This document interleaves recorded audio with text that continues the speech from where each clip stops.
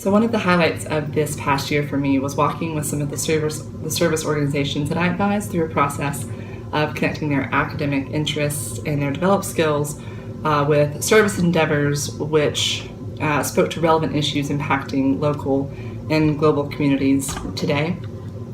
For example, Code Ignite, whose mission is really focused on teaching web coding to low-income middle school students as a way to not only develop their hard skills, but also to foster interest in STEM subjects. That organization really blew me away with the way that they incorporated classroom learning with service in a very focused way. And to me, this speaks to the crux of what OACS hopes to achieve at Vanderbilt, which is to encourage students to see civic and community engagement as a value that can be incorporated into any field and not just as project-based service. And to me, this is really where making change begins.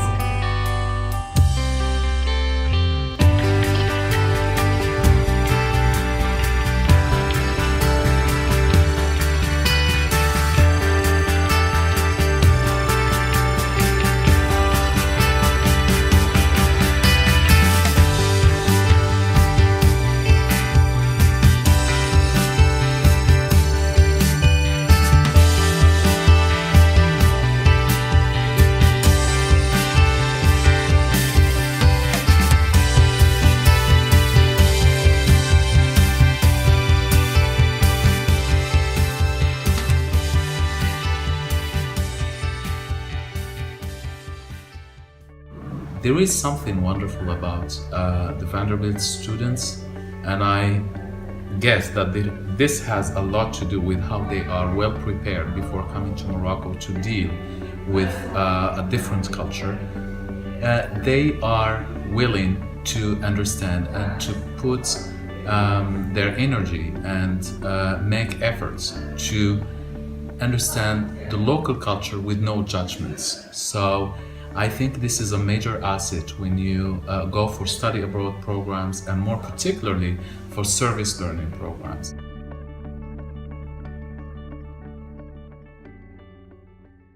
See us in a way that's different than who we are. One of the goals of La Fondation Orient-Occident is to empower people who are underprivileged in this community to have more upward mobility in Moroccan society. It's also a place where people, mainly immigrants from sub-Saharan Africa, can come and learn a lot of vocational skills so that they can have financial and economic independence, and they also learn useful skills for life. They can also learn Arabic here and French, and they can learn English so that they can better assimilate into Moroccan society.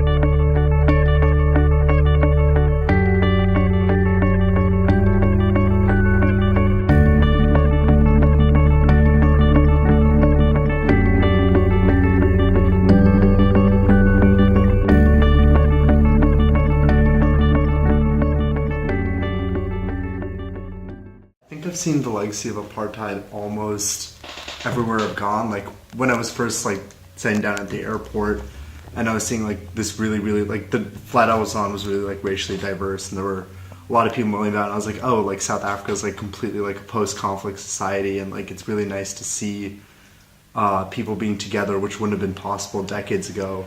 But when we went and served in Missionville, especially when we went on the home visits, and I was talking to people about how they felt about the government now and what they remembered from apartheid, and it was really surprising to find out that a lot of people really didn't care as much about the peace process and everything, because their daily problems are still continuing on, that regardless of all the nice things that happened in the news of the apartheid government going away, the same problems were still there, the same people were still living in the townships, the same racial lines are still existing. So even though the government is no longer an oppressive apartheid government, they're still not able to deal with the problems and the legacy of apartheid that's still here.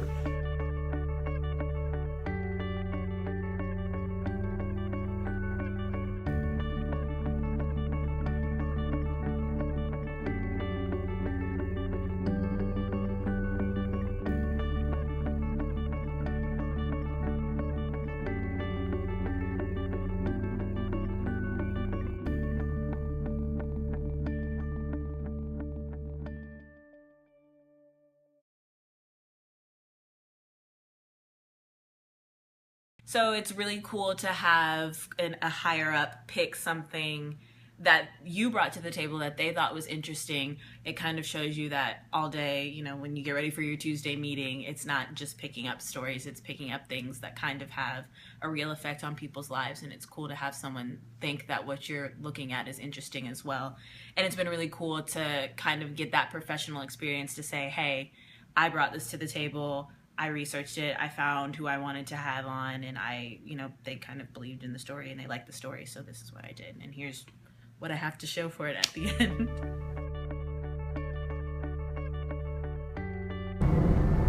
I had 3 favorite parts to 2015-16. My favorites were the Redefine program in collaboration with ISSS and the Nashville Food Project, the London Global Service program, of which I lead and very much love, and also I feel like our assessment regime in Oaks has really taken off this year, and it's something that I'm very proud of, something that I love leading on, and something that I look forward to expanding in the next year.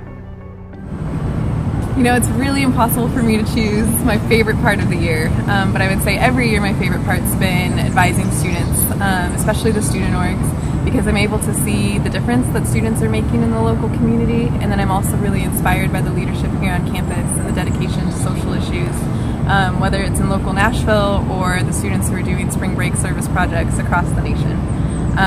So yeah, advising the students.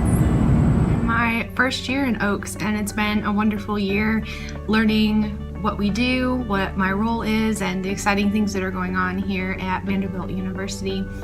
I have 4 primary responsibilities in my role. I oversee the Vanderbilt Internship Experience in Washington program, VIEW. I get to advise a number of service-oriented student organizations. I've been tasked with developing, implementing a new active citizenship strategy for the campus, as well as supporting the Nichols Humanitarian Fund. So some great and exciting things happening with that this last year. With VIEW, it was my first time leading this program, of course, and I was really excited about some of the developments we were able to integrate with the class portion of the VIEW program. Getting to know the students was definitely a highlight for me, and strengthening the relationship with the Center for Student Professional Development and their role in the course as well.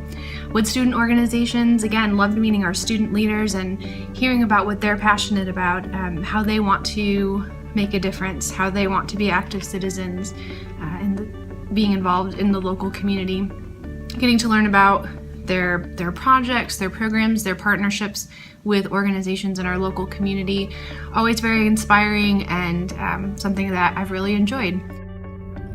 I would have to say that my highlight from last year and the previous year would be, of course, just working with our students, and I really do enjoy getting the Spotlight article together each month, because I really get to know the students like one-on-one, and I get to know like what their passions are and what really drives them.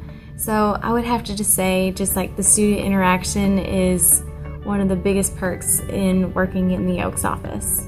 This video is the first time Oaks is committing to film an annual report.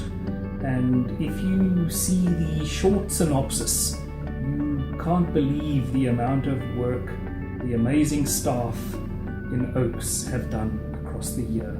So a huge thank you to everyone in Oaks for all these fantastic programs delivered to a high standard with 2 objectives, and probably more, but certainly 2.